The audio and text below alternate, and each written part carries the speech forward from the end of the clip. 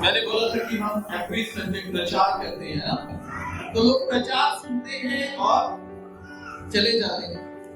उनके बाद उनके लाइफ में काम हो रहा है या नहीं हो रहा है, किसी को कोई मालूम नहीं। लोग कुछ सीख रहे हैं या नहीं, किसी का कोई लेना नहीं। हालेलुया। आज समय है सीखने का। प्रचार आपने सुने हैं और सुनते रहेंगे। हालेलुया। आज वो समय है जब आप आपके मन के जो सवाल होंगे वो आप डिस्कशन करेंगे। क्या प्रॉब्लम चल रही है आपके जीवन में? आप चर्च का हिस्सा हो फिर भी बीमारी में, आप चर्चिस में जा रहे हो फिर भी प्रॉब्लम में, क्या कारण है और कैसे हम इन चीजों से आजाद कर सकते? हालेलुया। आवाज समझ में आ रही है? हालेलुया। एक व्यक्ति जो चर्च आता है पर प्रार्थना नहीं करता, चर्च आता है प्रार्थना नहीं करता, आपको क्या लगता है परमेश्वर उसके जीवन में काम करेगा? क्यों? और वो चर्च को आता है, करना चाहिए या नहीं? फिर क्यों नहीं कर रहा परमेश्वर? बताओ।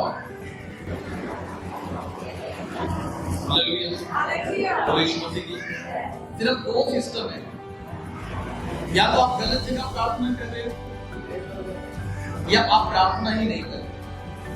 और जब आप प्रार्थना नहीं करोगे तो परमेश्वर तुम्हारी कभी नहीं सुनेगा, क्योंकि मत्ती 7 में लिखा है, मांगो तो तुम्हें दिया जाएगा, मांगो तो देगा। अब लोग घर जाते हैं, आराम से चद्दर खाते हैं और सो जाते हैं, तो परमेश्वर तुम्हें कैसे देगा? कैसे वो तुम्हारे जीवन में चमत्कार करेगा? आपका बच्चा भूखा है, आपने खाना बनाकर रखा हुआ है, जब तक बच्चा मांगेगा नहीं आप कैसे दोगे? आप उसको एक दो बार बोल सकते बेटा खाना खा ले, और वो ना खाए ना मांगे तो क्या उसका पेट भरेगा? नहीं। इसका मतलब उसको मांगना पड़ेगा, उसको प्रार्थना करनी होगी। ठीक है? हालेलुया। अभी हम लोग सवालों की तरफ जा रहे हैं। किसी का सवाल है? ओके।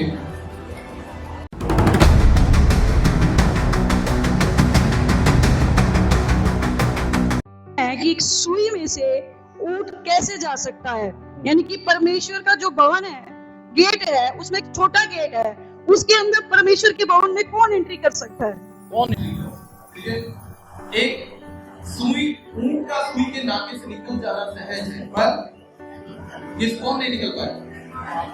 धनवान व्यक्ति। कौन से धनवान? कौन से धनवान? या धनवान होना पाप, अमीर होना पाप है या नहीं? नहीं, बिल्कुल भी। पर कौन से धनवान नहीं निकल पाएंगे? जो लालच से, कंजूसी से, जहां आपको भलाई करनी है उधर आप कंजूसी, वहां पर आप अरे नहीं मैं ये 10 रुपए परमेश्वर के भवन में या मैं गरीब को क्यों दूं, मैं किसी को खाना क्यों खिलाऊं, इससे मेरा खुद आ जाए, तो आप परमेश्वर के राज्य में प्रवेश नहीं कर सकते। ऊंट सुई के नाके से निकल जाएगा, पर एक धनी आदमी का सुई परमेश्वर के राज्य में प्रवेश करना इम्पॉसिबल है। हालेलुया। सोचिए, एक आदमी एक ही पाप करता है जीवन में, बड़ा समझने की जरूरत है। ठीक है? एक आदमी एक ही पाप कर रहा है, क्या कर रहा है? ठीक है? और वो मर गया, क्या हो गया? अब वो स्वर्ग चला गया।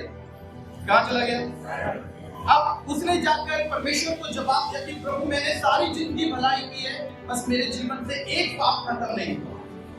क्या नहीं खत्म हुआ? अब सोचो, परमेश्वर ये सोच ले कि चलो कोई बात नहीं, एक भी तो पाप है। क्या है? एक भी तो पाप है, इसको स्वर्ग में एंट्री करा दे। ठीक है? अब स्वर्ग में क्या चला गया? पाप चला गया। क्या आपको लगता है वो स्वर्ग रहेगा? आप 10 लोग बड़ी यूनिटी की प्रार्थना करने वाले, बहुत अंडरस्टैंडिंग की बात, बहुत अच्छा सवाल प्रिय बहन ने पूछा। आप 10 लोग यूनिटी की प्रार्थना करने वाले हो, 10 रोज प्रार्थना करते एक दूसरे का हाथ पकड़कर, तीसरे दिन एक फूट वाला आदमी आ जाता है तुम्हारे बीच में। कौन आ जाता है? अब वो तुम्हारे बीच में फूट डालने को डाल रहा है, ये बहन तेरे बारे में ऐसे बोल रही थी, वो बहन तेरे बारे में। अब क्या आप यूनिटी में प्रार्थना कर पाओगे? क्यों? क्योंकि फूट आ गई। इसीलिए धनी आदमी स्वर्ग के राज्य में प्रवेश नहीं करेगा। पर ऊंट सुई के नाके से निकल सकता है। ये उदाहरण दिया परमेश्वर ने। क्या दिया? उदाहरण। यीशु ने बोला जीवन का मार्ग, स्वर्ग का दरवाजा मेरे बिना कोई प्रवेश नहीं करता। इसका मतलब अगर आपको स्वर्ग में प्रवेश करना है, सुई का नाका क्या है? स्वर्ग। ऊंट का मतलब क्या है? उसको पाप पुण्य नहीं मालूम। मनुष्य को पाप और पुण्य दोनों मालूम है, फिर भी वो पाप की तरफ ज्यादा छूटता है और भलाई की तरफ नहीं। समझ में आया?